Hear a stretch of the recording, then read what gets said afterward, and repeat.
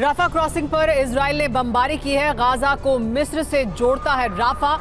Gaza से भागते Hamas आतंकियों पर किए गए हैं हमले। देखिए किस तरह की बड़ी जानकारी सामने आ रही है। गाजा से भागते हुए हमास आतंकियों पर हमला किया गया है। राफा बॉर्डर पर, गाजा को मिस्र से जो जोड़ने वाला बॉर्डर है राफा बॉर्डर, यहां पर हमला किया गया है। राफा क्रॉसिंग पर इजराइल ने बमबारी की है और कहना यह है, ये लाइव तस्वीरें आप इस वक्त देख रहे हैं। देखिए ये तस्वीरें हैं बमबारी की राफा क्रॉसिंग की। राफा क्रॉसिंग वो बॉर्डर है जो जोड़ता है इस गाजा पट्टी को मिस्र के साथ यानी इजिप्ट के साथ। और ये कहा जा रहा है इजराइल द्वारा कि इस जगह पर इसलिए बमबारी की गई है क्योंकि यहाँ से हमास के आतंकी भाग रहे थे, उन पर हमला किया गया है। यानी क्रॉस करने की कोशिश कर रहे थे, इजिप्ट की तरफ जाने की कोशिश कर रहे थे, मिस्र की तरफ जाने की कोशिश कर रहे थे और इस वजह से राफा क्रॉसिंग पर यह हमला किया गया। इजराइल लेकिन दो मोर्चों की जंग में फंस गया है और आशंका है कि लेबनान बॉर्डर से इजराइल पर सबसे बड़ा हमला होने वाला है। एक तरफ गाजा से रॉकेट हमले और दूसरी तरफ लेबनान सीमा से मिसाइल और रॉकेट हमले जारी हैं। हमास ने अपने समर्थक संगठन हिजबुल्लाह को भी जंग में उतार दिया है। हिजबुल्लाह ने ऐलान कर दिया है कि इजराइल पर हमले तेज किए जाएंगे। इस संगठन ने इजराइल के बॉर्डर को ध्वस्त करना शुरू कर दिया है।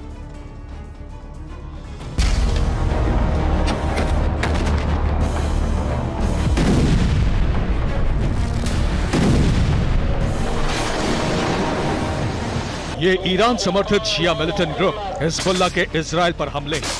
हिजबुल्लाह ने लेबनान की सीमा से इजराइल के खिलाफ बड़ी जंग छेड़ दी है।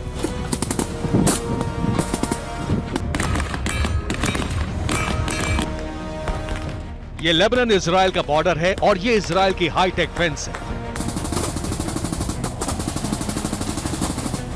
सीमा सुरक्षा दीवार के नजदीक इजराइल ने कम्युनिकेशन टावर और सीसीटीवी निगरानी कैमरे लगा रखे हैं।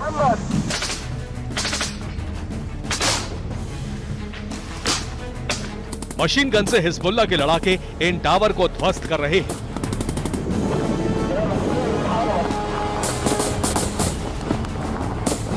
हिजबुल्लाह लड़ाकों ने टावर पर लगे कम्युनिकेशन सिस्टम और सीसीटीवी कैमरों को ध्वस्त कर दिया।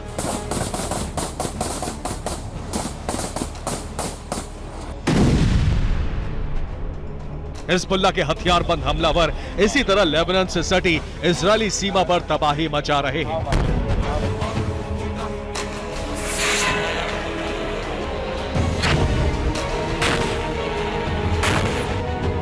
इजरायली सेना ने लेबनान बॉर्डर पर खतरा देखते हुए टैंक और बख्तरबंद वाहन तैनात कर दिए हैं, लेकिन हिजबुल्लाह ने एक जत्थे पर बड़ा हमला कर दिया।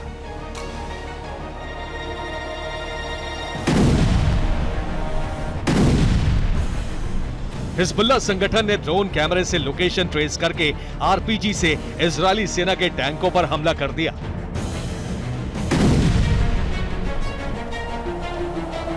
हिजबुल्लाह के इस हमले में इजराइल के बड़े धर्मगुरु का बेटा भी मारा गया।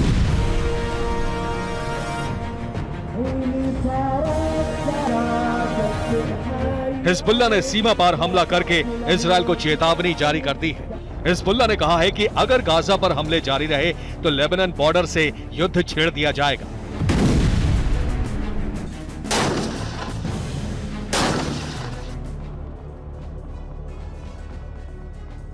इजराइल और हमास की जंग को लेकर दुनिया दो गुटों में बंट गई है। दुनिया के मुल्क इजराइल और हमास की समस्या के समाधान के लिए अपने फॉर्मूले भी पेश कर रहे हैं, लेकिन उनके फॉर्मूलों से इस समस्या का कितना समाधान होगा, ये एक बड़ा सवाल है। दूसरी तरफ इजराइल और हमास की जंग ने कुछ देशों को फायदा उठाने का मौका भी दे दिया है।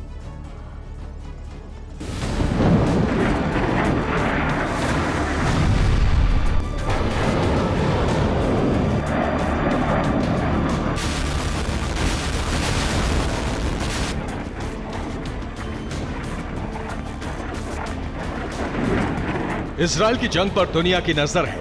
एक तरफ अमेरिका तो दूसरी तरफ रूस। दोनों ही गुट इजराइल और हमास के संघर्ष से अपना फायदा भी देख रहे हैं और इस जंग को सुलझाने के कायदे भी समझा रहे हैं।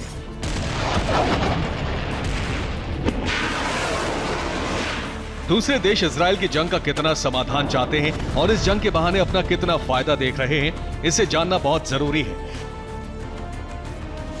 इजराइल की जंग में अब रूस भी उतर चुका है। इससे अमेरिका की टेंशन बढ़ गई है। इजराइल जंग से पुतिन को जो फायदे दिख रहे हैं उसमें उन्हें लगता है कि अमेरिका 2 मोर्चों पर उलझ जाएगा। यूक्रेन को मिल रही अमेरिकी मदद कम हो जाएगी, इजराइल जंग से यूक्रेन को हथियारों की सप्लाई कम हो जाएगी।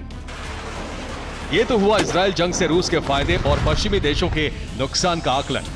लेकिन इसी के साथ रूस और दूसरे देश इजराइल जंग को खत्म करने के लिए फॉर्मूले भी पेश कर रहे हैं। इजराइल और हमास की जंग के समाधान के लिए दुनिया के प्रमुख देश अलग अलग समाधान बता रहे हैं। रूस ने गाजा में तत्काल युद्ध विराम की अपील की है और विवादित मुद्दों को बातचीत से सुलझाने पर जोर दिया है। चीन का मानना है कि अंतर्राष्ट्रीय कानूनों का पालन होना चाहिए और दोनों पक्षों को अलग अलग देश दिए जाएं। तुर्की 1967 का स्टेटस और ईस्ट यरूशलेम को फिलिस्तीन की राजधानी चाहता है। 22 अरब देश फिलिस्तीन के समर्थन में है। भारत इजराइल और फिलिस्तीन की 2 स्टेट थ्योरी पर कायम है।